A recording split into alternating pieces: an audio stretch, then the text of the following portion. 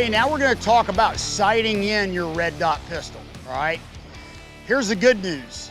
It's not like sighting in an AR or whatnot where you have your red dot way above the bore line. That can create some real issues and there's a real learning curve to that. The good news is with a pistol like my Walther PDP here, and I have my Aimpoint Acro on it, you do have a line of sight versus line of bore issue, but it's greatly reduced.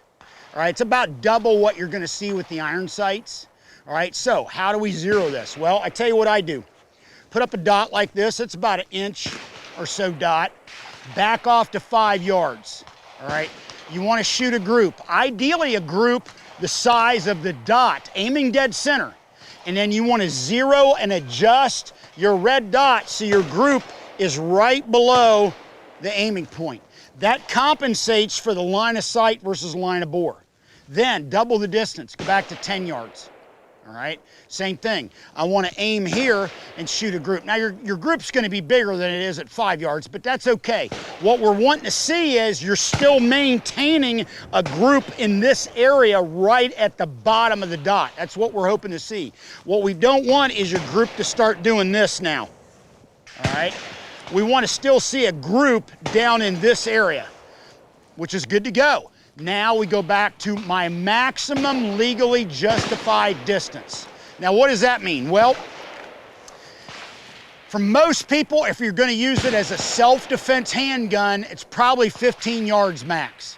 Most people, they're gonna have a 15-yard shot in their house. All right, it could be through one end of the hall out into the garage, or from the front door into the backyard or something. Most people got a 15-yard. Almost, I can tell you, if you think about it, pretty much everybody's gonna have a 10-yard shot. That's only 30 feet, that's not that far. So I wanna go to my maximum legally justified distance and shoot a group, and now we're looking for the group to be right over my dot. If you need to use a bullseye for this so you have a bigger aiming point, that's no problem. But remember, at 5 yards, I wanna shoot here and I want my group right below the dot. 10 yards, I want to shoot here. I still want my group right below the dot. And I go back to 15 or 25 or wherever you're going to finalize your zero, whatever distance that might be. Now I want my group right over top the dot. All right, generally that works well. And let me tell you something, whether it's a carbine or a pistol or a short barrel pistol caliber carbine or a submachine gun or whatever the case may be, here's the reality of it. You can always deal with a little bit of up and down. The problem is when you start getting shots like this. That's what's gonna get you in trouble. Remember, when it comes to shooting firearms, we live in a vertical world.